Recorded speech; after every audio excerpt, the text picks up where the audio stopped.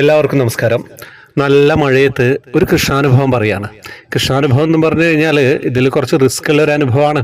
ആരെങ്കിലും അങ്ങനെ ചെയ്യാൻ പാടുണ്ടോ എന്ന് ചോദിച്ചു കഴിഞ്ഞാൽ ഒറ്റ വാക്കിൽ നമുക്ക് പറയാം, ചെയ്യാൻ പാടില്ല എന്നുള്ളത് അല്ലേ. അപ്പോൾ പക്ഷേ നമ്മൾ അത്രയും ഭഗവാനെയൊക്കെ വിശ്വസിച്ച് നമ്മൾ മുന്നോട്ട് പോകുമ്പം ഒരു ആപത്തും നമുക്ക് വരില്ല എന്നുള്ള ഉറപ്പ് ഉണ്ട്. അതുകൊണ്ടാണ് ഈ സഹോദരി അങ്ങനെ ഒരു റിസ്ക് എടുത്തത്. അപ്പോൾ അത് അത്രയും ഭഗവാനിലുള്ള വിശ്വാസം കൊണ്ട് തന്നെയാണ്. അപ്പം ഒരു യാത്രയാണ്, ഗുരുവായൂരിലേക്കുള്ള യാത്രക്കിടയിൽ ഒരു കാര്യം സംഭവിച്ചു.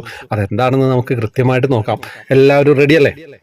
കൃഷ്ണ ഗുരുവായൂരപ്പ, ഞാൻ വീണ്ടും എൻ്റെ ഒരു കൃഷ്ണാനുഭവം ഇവിടെ പങ്കുവയ്ക്കുകയാണ്. എൻ്റെ പേര് അനിത എന്നാണ്. തൃശ്ശൂർ ജില്ലയിൽ നാട്ടിക എന്ന സ്ഥലത്താണ് എൻ്റെ വീട്. ഞാനൊരു കൃഷ്ണഭക്തയാണ്. എനിക്ക് പറ്റുമ്പോഴെല്ലാം ഗുരുവായൂരിൽ പോകും. പ്രത്യേകിച്ച് വിശേഷ ദിവസങ്ങളൊന്നും ഒഴിവാക്കാറില്ല. വിഷുവിനും ഞാൻ പോയിരുന്നു. അത് കഴിഞ്ഞ് പിന്നെ പോയത് ഇടവ മാസം 1-ാം തീയതിയാണ്. അന്നുണ്ടായിട്ടുള്ള ഒരനുഭവമാണ്.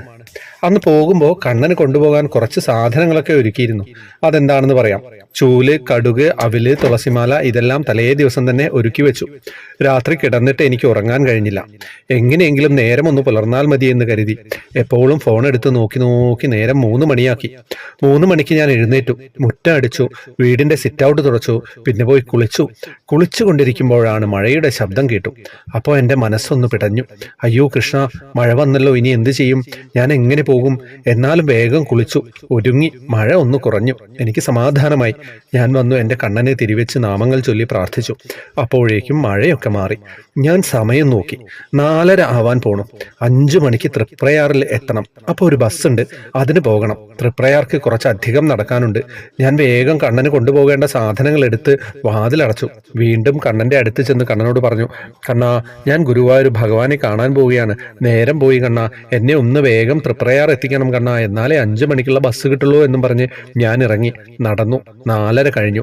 ഞാൻ വേഗം കുറച്ച് നടന്നപ്പോൾ ബാക്കിൽ ഒരു വണ്ടിയുടെ ശബ്ദം കേട്ടു. ഞാൻ തിരിഞ്ഞു നോക്കി. അതൊരു സ്കൂട്ടർ ആയിരുന്നു. ഞാൻ തിരിഞ്ഞു നോക്കി നടന്നു. സ്കൂട്ടർ എന്നെ കവർ ചെയ്ത് മുന്നോട്ട് പോയി. എങ്കിലും വണ്ടിയിലുള്ള ആൾ എന്നെയും തിരിഞ്ഞു നോക്കുന്നുണ്ടായിരുന്നു. വണ്ടി പോയി. ഞാൻ വീണ്ടും നടന്നു. 2 മിനിറ്റ് നടന്നപ്പോൾ ഒരു സ്കൂട്ടർ നിർത്തിയിട്ട് അതിലുള്ള ആള് ഫോണിൽ നോക്കി നിൽക്കുന്നു. ഞാനത് ശ്രദ്ധിക്കാതെ വീണ്ടും വേഗം നടന്നു. 10 അടി മുന്നോട്ട് പോയി കാണും. അപ്പോൾ ആ സ്കൂട്ടർ എൻ്റെ അടുത്ത് കൊണ്ട് നിർത്തി എന്നോട് ചോദിച്ചു, തൃപ്രയാർക്കല്ലേ കേറിക്കോ, ഞാൻ വിട്ടുതരാം. ഇത് കേട്ട് ഞാനൊന്ന് ഞെട്ടി. പിന്നെ പറഞ്ഞു, ഞാൻ മോനെ അറിയില്ല. അപ്പോൾ സ്കൂട്ടറിൽ വന്ന കുട്ടി പറഞ്ഞു, അത് സാരമില്ല, കയറിക്കോ, ഞാൻ വിട്ടുതരാം. പിന്നെ ഞാൻ എൻ്റെ കണ്ണനെ മനസ്സിൽ വിളിച്ചു. വണ്ടിയിൽ കയറി. കുറച്ചു പോയപ്പോൾ എന്നോട് കുട്ടി ചോദിച്ചു, എങ്ങോട്ട് പോകുന്നു എന്ന്. ഞാൻ ഗുരുവായൂരെന്ന് മറുപടിയും പറഞ്ഞു. പിന്നെ ഞാൻ ആ കുട്ടിയോട് പറഞ്ഞു, മോൻ എവിടേക്ക് പോകുന്നു എന്ന്. അപ്പോൾ ആൺകുട്ടി പറഞ്ഞു, ഞാൻ എവിടേക്കുള്ളതാണ്, ഞാൻ അമ്പലത്തിൽ പോകുന്നു എന്ന്. അപ്പോൾ ഞാൻ ചോദിച്ചു, അമ്പലത്തിലേക്കോ? ശാന്തിക്കുട്ടിയാണോ? അതെ എന്ന് മറുപടിയും പറഞ്ഞു.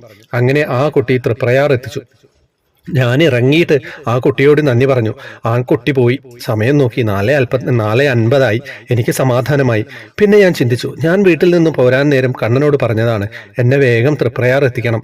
അങ്ങനെ കണ്ണൻ പറഞ്ഞത് കേട്ട് ഒരാളെ വിട്ടതാണോ അതോ കണ്ണൻ തന്നെയാണോ വന്നത്? എനിക്ക് വിശ്വാസം വന്നില്ല. പിന്നെ ബസ് വന്നു. തിരക്ക് കുറവായിരുന്നു.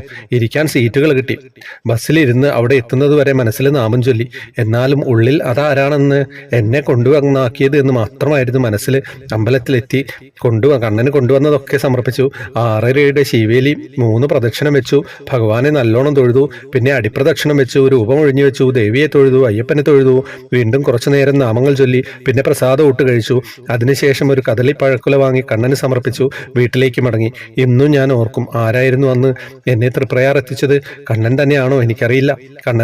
ആയിരിക്കും, അല്ലാതെ ആരാ ആ സമയത്ത് വരാൻ? എൻ്റെ കണ്ണൻ തന്നെയെന്ന് ഉറപ്പാണ്. കൃഷ്ണ ഗുരുവായൂരപ്പ, ഇനിയും ഉണ്ട് കണ്ണന്റെ ലീലകൾ. അത് പിന്നെ പറയാം. ഭക്തവത്സല വാസുദേവ കൃഷ്ണ.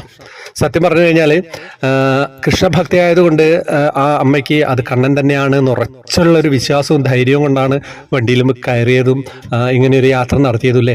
സംഭവം സത്യം പറഞ്ഞു കഴിഞ്ഞാൽ വളരെ റിസ്ക് ആണല്ലേ. ആ സമയത്ത് ഒരു അപരിചിതരായിട്ടുള്ള ഒരാളുടെ കൂടെ നമ്മൾ യാത്ര ചെയ്യുക എന്നൊക്കെ പറയുമ്പോൾ അത്തരം റിസ്കുകളൊക്കെ കഴിയുന്നത് എടുക്കാതിരിക്കുന്നതായിരിക്കും നല്ലതില്ലേ.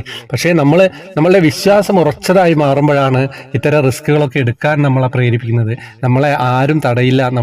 നമുക്ക് പ്രൊട്ടക്ഷൻ ഒരുക്കാൻ ഭഗവാൻ എപ്പോഴും കൂടെ ഉണ്ട് എന്നുള്ള ഒരു വിശ്വാസം ഒരിക്കലും നമ്മളെ കപടമായിട്ടുള്ള വിശ്വാസമാണെങ്കിൽ നമ്മൾക്ക് ഇത്തരം ധൈര്യമൊന്നും ഉണ്ടാവില്ല. പക്ഷേ ശക്തമായിട്ടുള്ള വിശ്വാസം, എനിക്ക് എനിക്കറിയാം, എൻ്റെ നാട്ടിൽ അറിയുന്ന ഒരാളുണ്ട്. യാത്രയൊക്കെ ഒറ്റയ്ക്ക് പോകുമ്പോൾ നടന്നു പോകുമ്പോൾ കണ്ടാൽ ചോദിക്കും, എന്താ കുറച്ച് നേരത്തെ പോകേണ്ടതെന്നൊക്കെ ചോദിച്ചു കഴിഞ്ഞാൽ പറയും, എന്നെ ഇവിടുത്തെ ദേവിയുണ്ട്, ദേവി കാത്തോളും, എന്നെ വേറെ ആരും ഒന്നും ചെയ്യില്ല എന്ന്.